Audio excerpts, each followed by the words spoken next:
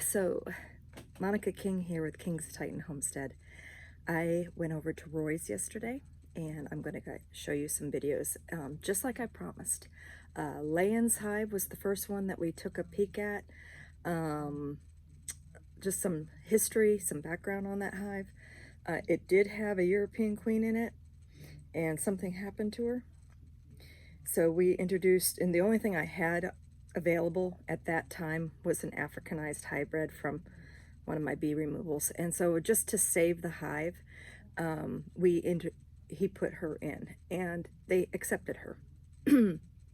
But on the inspection, her brood looked pretty spotty and just kind of wasn't impressed by that. And so she might have been, towards the end of her life or just not mated properly or something. And so because I do have some really nice European stock line in right now, he is going to go ahead and requeen that with a pole line, a VSH pole line, a hygienic queen. So one little thing about the Layens hive, that's the only one he has.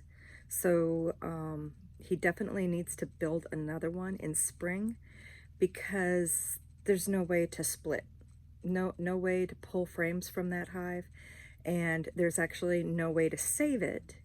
Well, actually we can, but it's really kind of destructive and the bees really don't like it.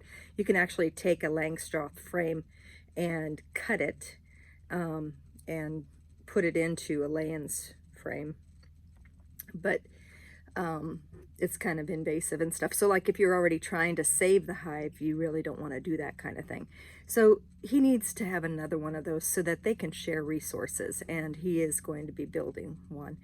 Then we moved on to his not his long lang, but his regular lang, and that hive's always been doing just fabulous. It was an original feral hive removal from an irrigation box a long time ago. And then over time, we've just kind of kept adding to it. It was originally Africanized, and then it was European, and then it was Africanized again, and then it came to visit me, live with me for a while I requeened it.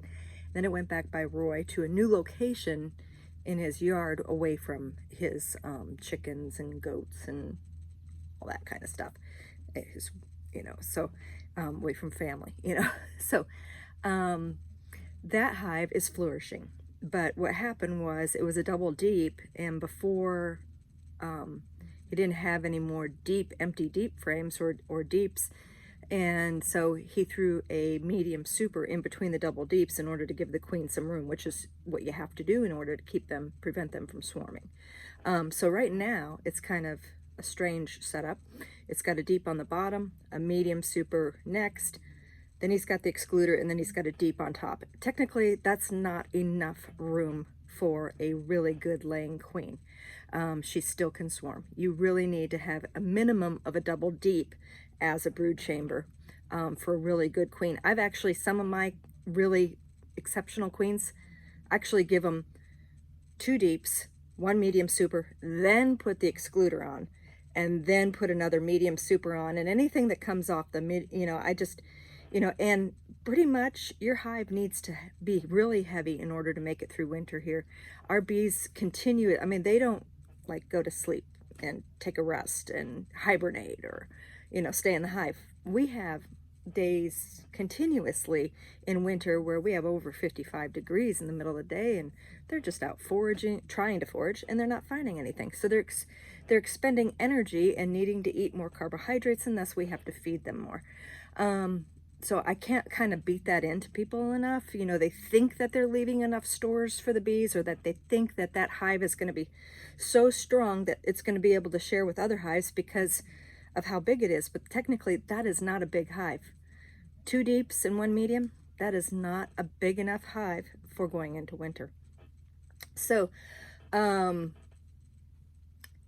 next thing is the long lang, and the long lang looked pretty good, but she, again, doesn't have enough stores for winter. Roy's not going to be taking any honey, which is perfect. That's a good idea.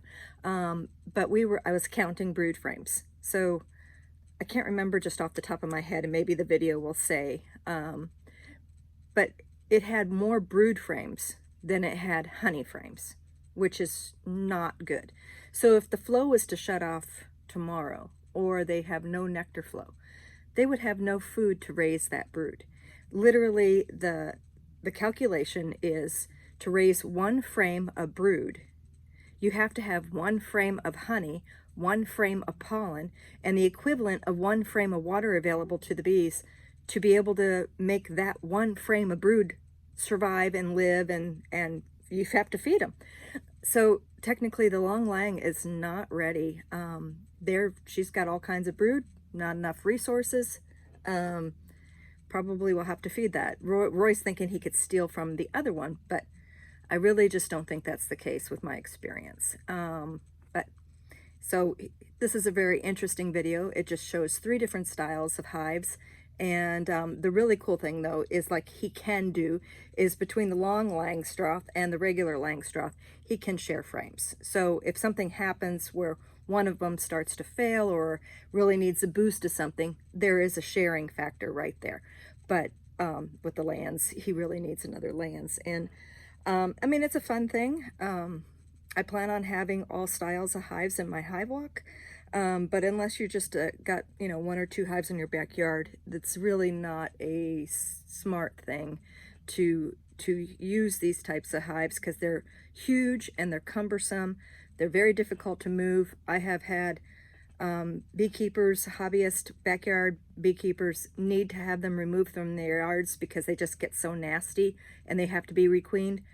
But it is a terrible process. I mean, like, I have to take a trailer and tie downs, and I have more than just me. When I can actually move a Langstroth by myself, I need help to move a long lang or a Layens and anything like that.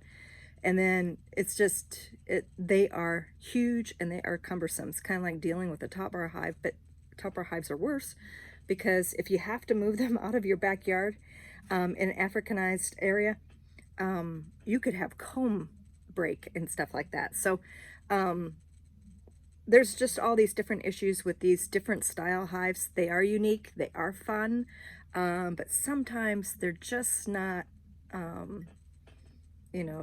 just not something that's easy to use. And so I always recommend people start out with a regular Langstroth. And if you want to go with the different styles in the future, first get a little bit of beekeeping under your belt so that you have an idea of what it all entails. So that's my thoughts on it. And so here is the inspections. All right, I mentioned I might go over to Roy's and check out a Layens hive. And this Roy made by himself. And I love the design. Look at these frames. They're huge. And but they got that all drawn out pretty nice. Yeah, they do. So. It's got nice insulation on the roof to withstand our 110-degree summers. Having a little bit of an issue with ants, only because during the rains and stuff, he lost some of his stuff inside the containers. Yeah, she's not laying that well. No. We'll go ahead and replace her. Okay. But we're going to need to find her and get her again. Mm-hmm. Well, at least you marked her, so we're good.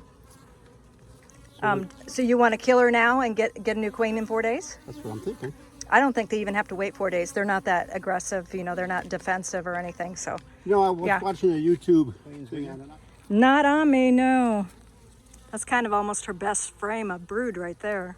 Yeah, and nothing, she's not there. She went down to the bottom. She could be crawling around on the bottom of the box. All right, now we're at Roy's Langstroth, and take a peek at this frame of brood he's pulling out right now. Looking pretty good. Nice and gentle. Nice. All right, what we just found out is that he still has his original queen, European, and literally every single frame was pretty much brood, except for there was like 1.5 that weren't really drawn yet. So we kind of moved those to the middle of the brood chamber to show them that they have more room. You said you've knocked down a few queen cells. Did they have larvae in them at all? No? Okay, perfect. All right, the last hive here today is a long lang, and Roy built this one too.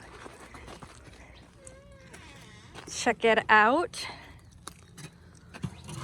I really like this design because we have all these pieces to plop up here, so you really could just expose just a part of the hive in order to work it. Yeah, like he says, you can just actually just take these frames out and work it and not really disturb the rest of the hive, put those back and continue on if you're worried about causing much of a ruckus in there. Yeah, that's beautiful. Got all the honey up there. A classic frame would have a rainbow of honey and then pollen and then brood, but this is really beautiful with just the brood and the honey. Very nice. All right, you can find her. And she's marked. Uh-huh. She might have went around the corner now. Yep. You see her? Mm-hmm.